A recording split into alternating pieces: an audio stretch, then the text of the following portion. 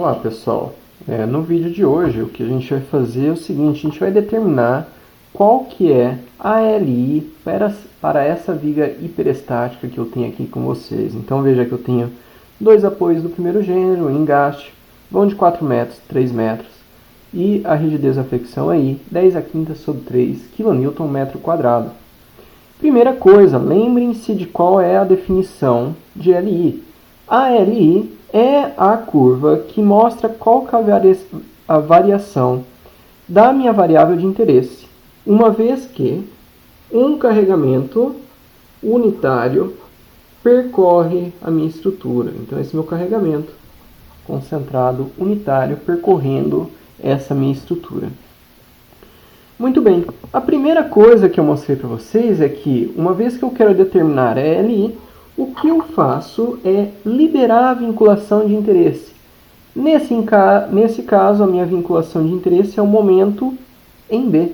Para eu liberar o momento, que é um esforço interno, eu preciso pegar e criar uma rótula. A próxima coisa que eu faço é o seguinte: eu indico qual é o momento positivo, né? O que daria o momento que está em equilíbrio e que resultaria em um momento positivo nesses elementos. Então veja, se eu olho para esse elemento aqui da esquerda, um momento nesse sentido conseguiria tracionar as fibras de baixo, ou seja, momento positivo. Aqui do lado direito, se eu colocar um momento assim, eu consigo fazer com que esse elemento tracione as fibras de baixo. Então, esse daqui é um momento positivo. E veja que ele vai estar em equilíbrio MB. O que é a ALI de MB? A ALI de MB não é nada mais, nada menos do que eu aplicar uma rotação. Então, aqui está a minha viga com essa rótula, né? Aplicar uma rotação do meu lado direito e do meu lado esquerdo, de tal forma que ela seja contrária a MB. Então veja, MB aqui está no sentido anti-horário, a minha rotação aqui estou aplicando no sentido horário, aqui está no sentido horário, eu vou aplicar uma rotação no sentido anti-horário, de tal forma que a rotação que eu tenho entre estes dois elementos, ela é uma rotação unitária. E o que eu vou fazer aqui é mostrar para você já quem que é a tua LI. Veja que no momento em que eu rotaciono aqui, mas eu tenho que chegar aqui perpendicular a esse meu apoio, meu elemento vai ficar dessa forma. Aqui, ó, esse meu elemento ele chega aqui num apoio, então na verdade ele vai pegar e ficar com esse formato aqui. Esse apoio aqui não é engaste, portanto não precisa sair a 90 graus. Essa daqui já é a LI. Mas se eu perguntar para você, então, se eu tiver um carregamento caminhando aqui, qual vai ser o momento gerado aqui? Você não vai saber por quê. Porque eu ainda não sei qual é essa rotação aqui, ou essa rotação, muito menos essa rotação aqui. Assim como essa daqui também. Tá? Então eu chamei alfa, teta aqui, poderia ter dado outro nome. Eu ainda não sei isso e eu preciso determinar. Isso daqui eu vou determinar sabendo também qual é a equação que descreve o deslocamento nessa minha viga da esquerda, desculpa, e a função de deslocamento aqui da minha viga da direita. V2, tramo 2, tramo 1. E eu chego no embate aqui. Como é que eu vou fazer para determinar isso daqui? Eu já sei que é esse o formato que ele vai ter, mas eu não sei quais são essas equações, muito menos quais são essas rotações. O que eu vou fazer é o seguinte: eu vou criar um problema. Então, nesse meu problema aqui que eu vou fazer, eu vou ter aqui a minha rótula, que é esse problema aqui, e eu vou aplicar nele um momento que gere essa rotação. Ó. Então, o momento que gera essa rotação está no sentido horário, portanto, eu vou colocar um momento aqui no sentido horário. E aqui também, essa rotação ela está no sentido anti-horário, então eu vou colocar aqui. Então, vou colocar um par de momento, porque esse meu par de momento, eu vou analisar para esse meu par de momento aqui, qual é a rotação que vai aparecer aqui. Então, eu sei que essa rotação, ela vai ser proporcional à rotação que está aqui. O elemento ele vai se comportar linearmente, eu estou admitindo isso, que ele se comporta linearmente. Se aqui eu tiver 1 milhão de unidades de momento e aqui eu tiver 1, ele vai se comportar linearmente, proporcional. Bom, uma vez que eu tenho esse par de momentos, e eu quero saber qual é a configuração deformada, eu consigo usar o método deslocamentos para fazer isso. Vamos dar aqui um valor para momento. Olha, eu vou colocar momento, tem que ser igual dos dois lados para ter equilíbrio, né? Então, esse momento aqui eu vou colocar um momento unitário, tá? O que é que acontece? Agora, o meu problema virou um problema de métodos de deslocamentos. E eu tenho que resolver primeiro esse problema para depois eu conseguir achar quem que é esse V1 e esse meu V2, assim como alfa, teta e φ. Muito bem, métodos de deslocamentos. Lembrando, método, eu tenho aí uma sequência de coisas a ser feita. Então, primeiro eu vou analisar quais são as deslocabilidades livres. Eu vou também criar um sistema hipergeométrico. A partir do momento que eu tenho o meu sistema hipergeométrico, eu consigo tratar dos casos. Então, aqui cresceu caso 0 da solicitação externa. Eu vou ter aqui, ó, caso 1, que vai ser onde eu vou aplicar D1. Caso 2, onde eu vou aplicar D2. E, finalmente, o meu caso 3, onde eu vou pegar e aplicar o meu D3. Após eu fazer essa análise de cada deslocabilidade em separado, das solicitações externas em separado, o que eu consigo fazer é restabelecer o equilíbrio. Lembre-se, métodos de deslocamentos, eu encontro dentro de todas as posições deslocadas, deformadas, qual é aquela que também respeita o equilíbrio. Muito bem. Então, deslocabilidades livres, primeira coisa, olha, eu tenho essa rotação livre. Notem que do meu lado esquerdo dessa rótula, eu tenho essa rotação livre. E do meu lado direito, eu também tenho uma rotação livre que são diferentes. Tá? Então, do lado esquerdo e do lado direito, eu não posso admitir que são as mesmas rotações. Então, veja aqui, tanto é que, veja, aqui primeiro eu tenho um apoio, aqui eu tenho 4 metros. Aqui eu tenho apoio em engaste, 3 metros. A rotação que vai acontecer aqui vai ser diferente da que vai acontecer aqui. Vou chamar isso daqui de deslocabilidade 1, deslocabilidade 2, deslocabilidade 3. Sistema hipergeométrico, que eu vou fazer? Vou travar essas deslocabilidades. Então, D1, vou colocar uma chapa aqui. D2, eu vou colocar uma chapa aqui do lado esquerdo da rótula. D3, eu vou colocar uma chapa do meu lado direito da rótula, tá? Então, o que acontece? Todos esses casos que eu vou analisar, eu vou ter que ter esse sistema hipergeométrico. Então, eu vou reproduzir aqui todas essas chapas que eu coloquei ali no meu SH. Rapidamente, eu consigo fazer isso.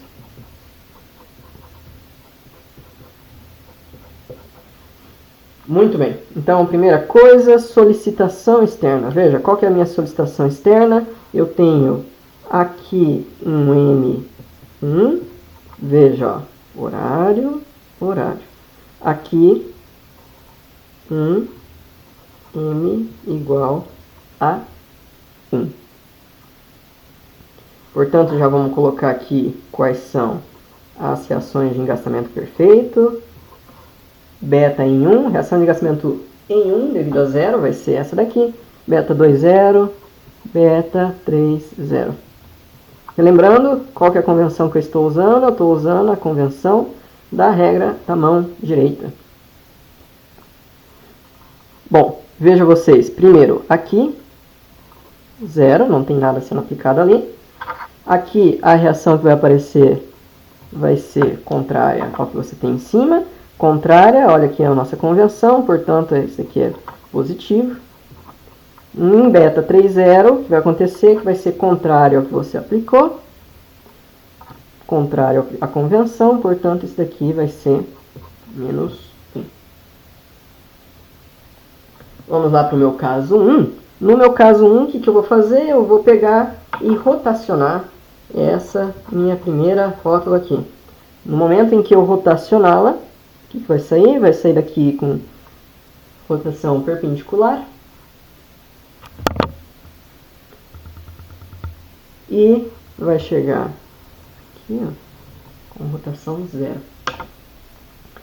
Muito bem, veja que eu tenho lá no meu formulário, né, qual que é a resposta para esse tipo de rotação. Né? Então aqui eu estou colocando D1.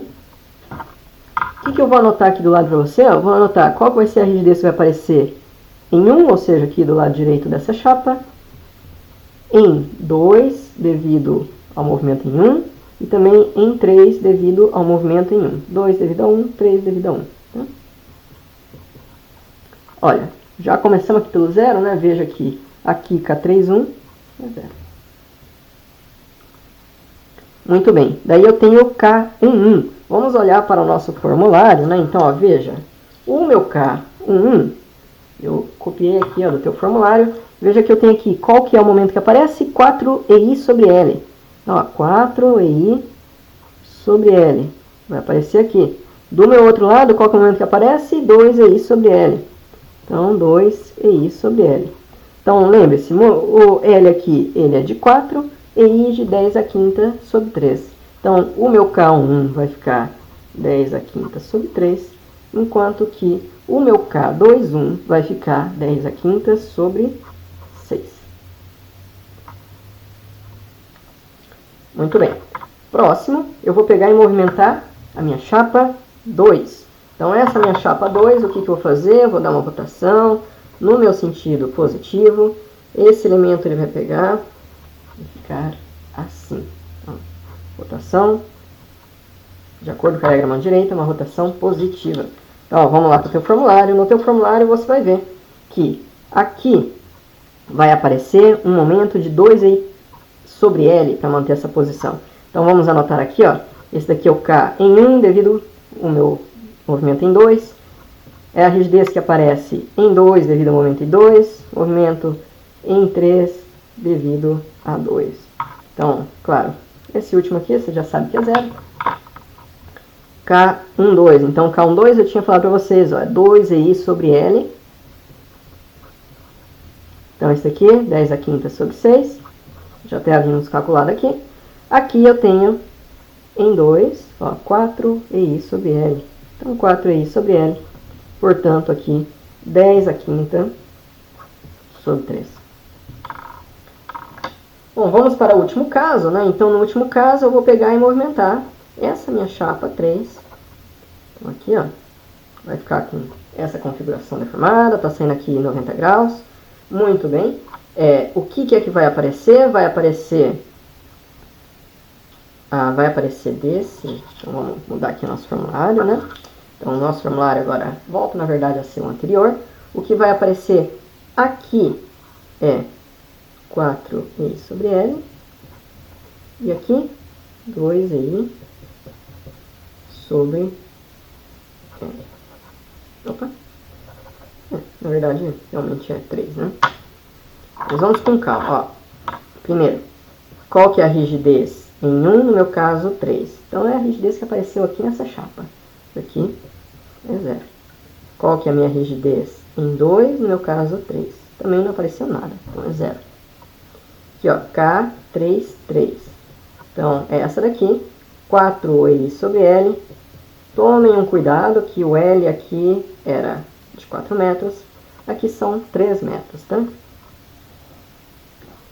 E esse daqui, o resultado que eu tenho, 4EI sobre 3, é de 4 nonos de 10 a quinta.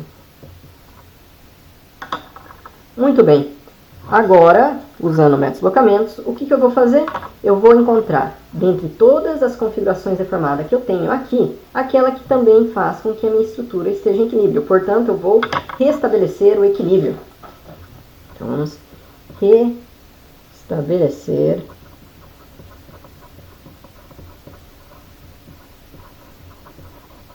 o equilíbrio.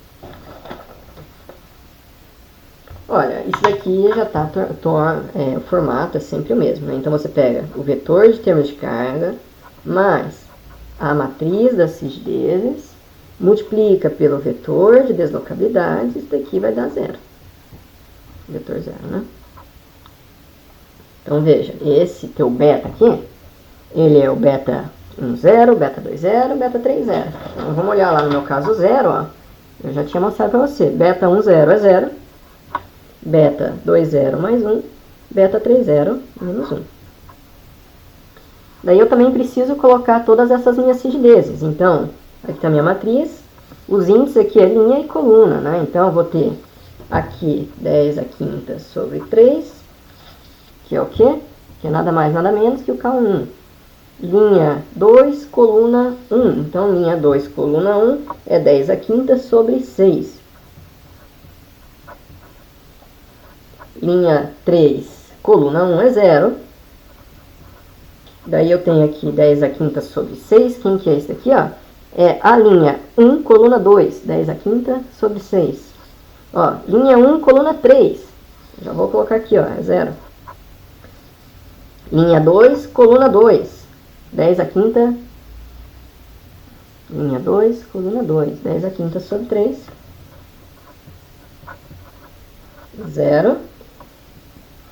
Esse aqui também é 0. E por último aqui eu tenho 4 vezes 10 a quinta sobre 9.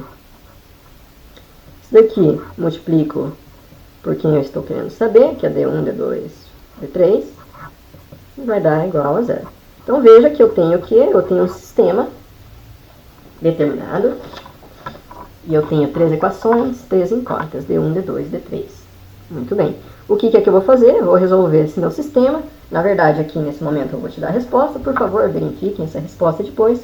Então, eu tenho aqui, ó, D1. Eu achei que é 0,4 zeros depois da vírgula, 2. O meu D2 deu menos 0,4 zeros depois da vírgula, mais uma vez, 4. E o meu D3, ele é igual a 0,4 zeros depois da vírgula, 2, 3. Veja que isso aqui deu números muito pequenos. São todos em radianos também, tá? Deu números super pequenos. E não é muito bom em termos de tolerância, né? Você acaba perdendo muita coisa aí. Então, eu recomendo que vocês façam na sua calculadora, tá? Agora, o que acontece, né? Eu acabei de descobrir quais são essas deslocabilidades quando você tem um momento de 1. E esse momento aqui ele é muito pequeno comparado à tua rigidez. A verdade é essa, tá? Então, eu resolvi esse problema. Eu resolvi o problema de achar quem que era D1, D2, D3. O que é que eu vou fazer agora? Eu vou chegar e encaixar esse problema nisso daqui. D1, D2, D3, ó, D2 é o meu θ aqui, o D3 é o meu φ. Eu falei que eles são linearmente proporcionais. O que eu quero é que esse ângulo mais esse ângulo dê uma unidade.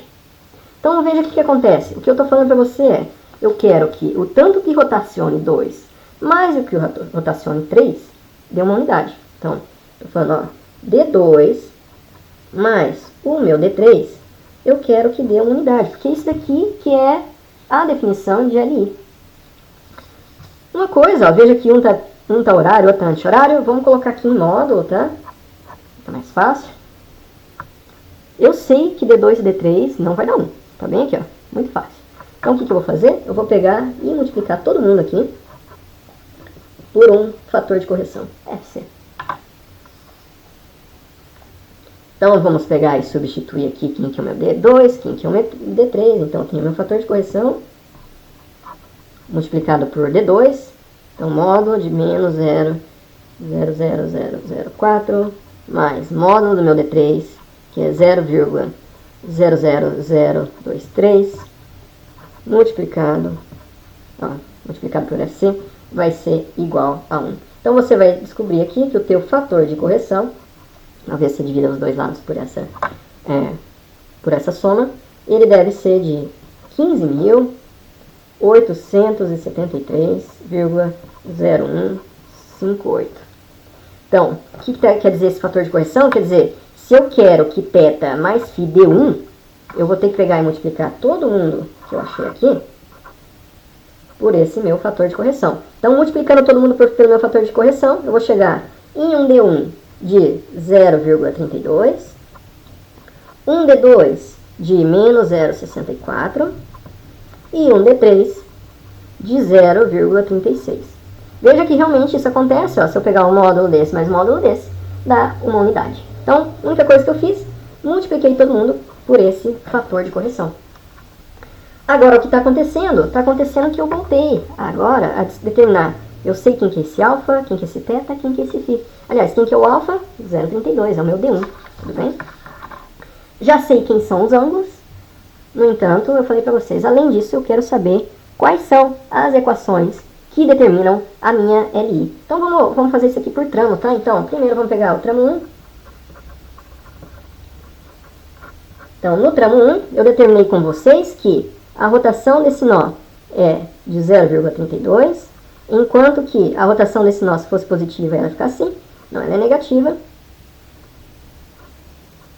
de 0,64, né? Então, o teu primeiro tramo, ele vai ficar assim. Portanto, eu tenho uma rotação aqui e eu tenho uma rotação aqui.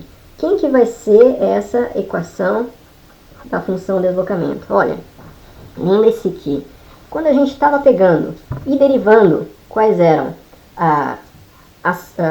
os coeficientes de rigidez, eu tinha mostrado isso para você, que são os polinômios de Hermite. Então, eu falei para você, olha, você quer saber quem que é a equação deformada? Se eu só mover, só rotacionar esse primeiro nó, basta que você multiplique o que você tem aqui, nesse caso unitário, por essa função de forma 3. Agora não é 1. Agora, quem está movendo aqui desse lado é 0,32. Então, 0,32 vezes essa função de forma N3. Mas veja, do outro lado também está movendo. Então, o que eu vou fazer? Eu vou lembrar para vocês qual que é a função de forma que eu tinha quando eu movia do outro lado. Quando eu movia do outro lado, a função de forma era o que a gente chamava de N6. Movia não, rotacionava. Eu posso superpor essas duas equações. Basta que eu chegue aqui e isso diminua, né? Porque lembre-se que essa minha rotação é negativa, por N6 de x. Substituindo o valor de N3 e o valor de N6 aqui, eu vou chegar na seguinte equação. Vou chegar na equação de menos 0,02 x ao cubo mais 0,32 de x. Bom, vamos fazer isso aqui para o próximo tramo também, né? Então, aqui. Tramo 2.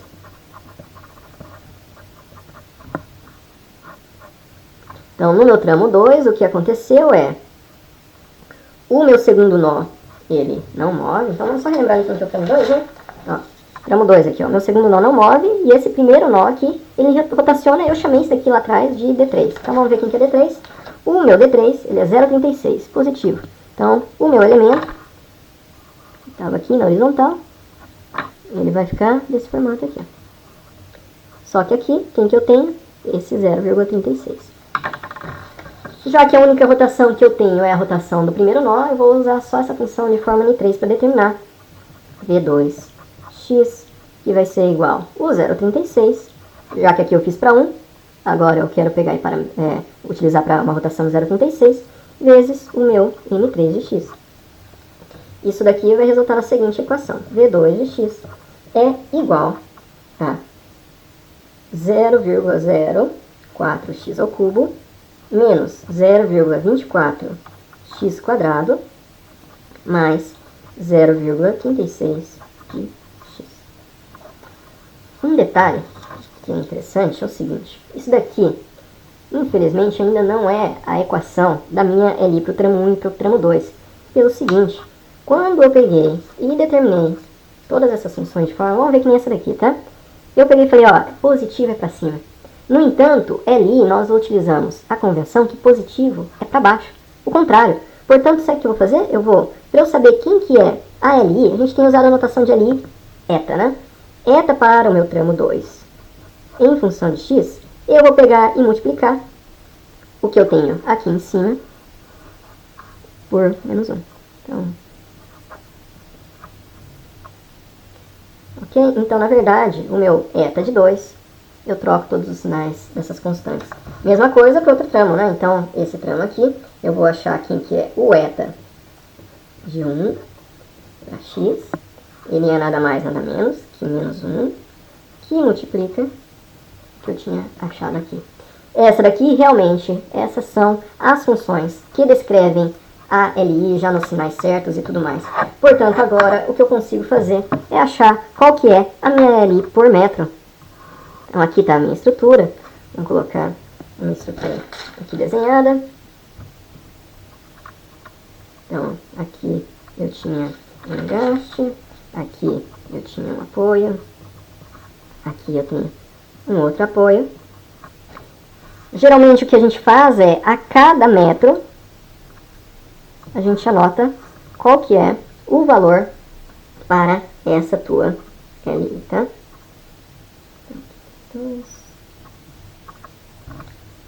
Muito bem. Então, tramo 1, eu estou trabalhando com esse tramo, o que eu vou fazer? Eu vou pegar e utilizar essa equação que eu encontrei aqui, eta 1. Então, ó, eta 1, se eu colocar aqui no lugar de x, eu colocar 1 metro, o que eu vou achar? Bom, se eu colocar 0, veja que dá 0, né? Primeira coisa. Então, começa aqui. Se eu colocar 1 metro, vai chegar a menos 0,3. Mais uma vez, LI para cima é negativo. Então, isso daqui, essa coordenada de menos 0,3. Se eu colocar aqui no lugar de x, eu colocar 2 metros, que é no meio do vão, eu vou chegar a menos 0,48. Se eu pegar aqui a 3/4 do vão, o que eu vou determinar aqui vai ser menos 0,42. Portanto, essa daqui passa a ser a minha LI desse meu primeiro tramo. Aqui, ó, no meu segundo tramo, venho para essa equação, que vai ser aqui. Cuidado que, ó, esse meu x, ele está de acordo com isso daqui, ó. Então, meu x vai começar aqui. Se eu fosse um pouco mais cauteloso, eu colocaria aqui x do meu tramo 2, x2, alguma coisa assim. Mas veja aqui, no momento em que eu colocar 1 metro, nisso daqui, eu devo chegar a menos 0,16. Se eu colocar 2 metros, menos 0,08. E claro, nós já sabemos disso, não custa relembrar. Esse ângulo que se formou aqui é um ângulo unitário. Na verdade, era essa a definição de LI. E aqui eu anotei a cada metro. Muito obrigado. É isso, é assim que se determina a LI para uma estrutura hiperestática. Obrigado.